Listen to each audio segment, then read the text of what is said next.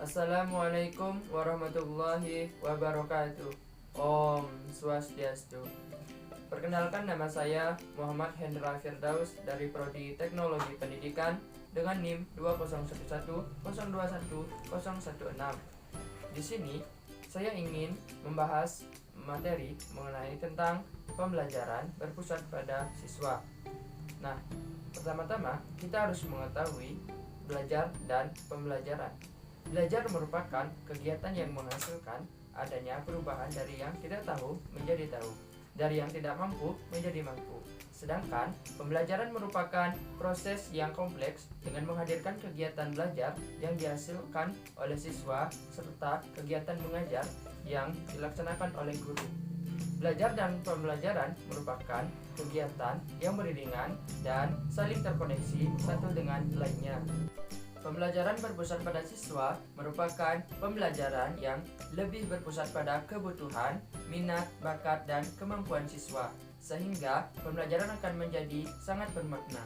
Dengan pendekatan pembelajaran yang berpusat pada siswa, menghasilkan siswa yang berkepribadian, pintar, cerdas, aktif, mandiri, tidak bergantung pada pengajar, melainkan mampu bersaing dan memiliki kemampuan berkomunikasi yang lebih baik. Dalam pengajaran student-centered, fokus pada murid dan murid yang lebih aktif berperan. Pengajar hanya berperan sebagai fasilitator. Student-centered adalah suatu proses di mana murid membangun pengetahuan, lebih menekankan pada diskusi dan independent study.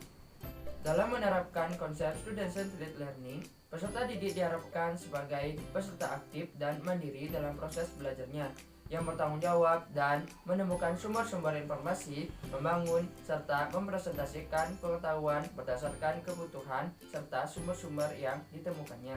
Menurut Jacobson tahun 2009, pembelajaran yang berpusat pada siswa menyertakan karakteristik yang diantaranya yaitu: yang pertama, siswa-siswa berada dalam pusat proses pembelajaran, sedangkan guru mendorong mereka untuk bertanggung jawab terhadap pembelajaran mereka sendiri.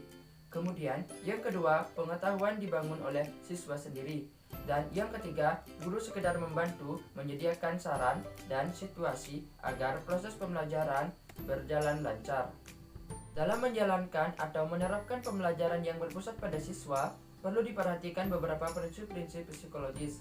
Menurut Santiasa tahun 2012 menyebutkan ada 5 faktor yang dapat mempengaruhi efektifnya pembelajaran yang berpusat pada siswa.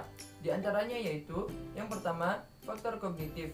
Faktor ini menggambarkan siswa berpikir dan mengingat dalam pembentukan makna dan pengalaman. Faktor yang kedua yaitu faktor efektif. Faktor ini menggambarkan pengaruh keyakinan, emosi, dan motivasi terhadap proses belajar. Dan faktor yang ketiga yaitu faktor pengembangan diri siswa.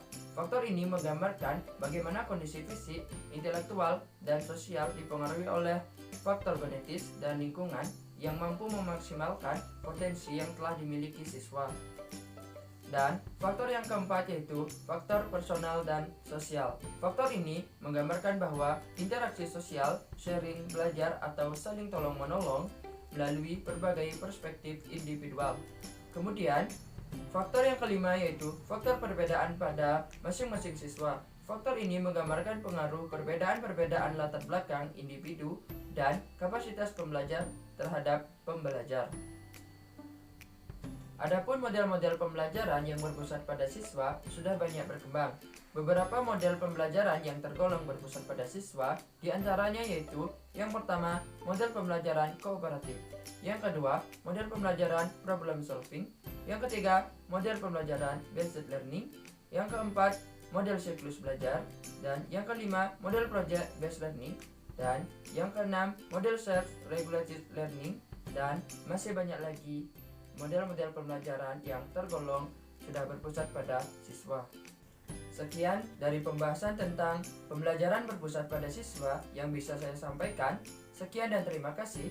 Wassalamualaikum warahmatullahi wabarakatuh. Om Santi Santi.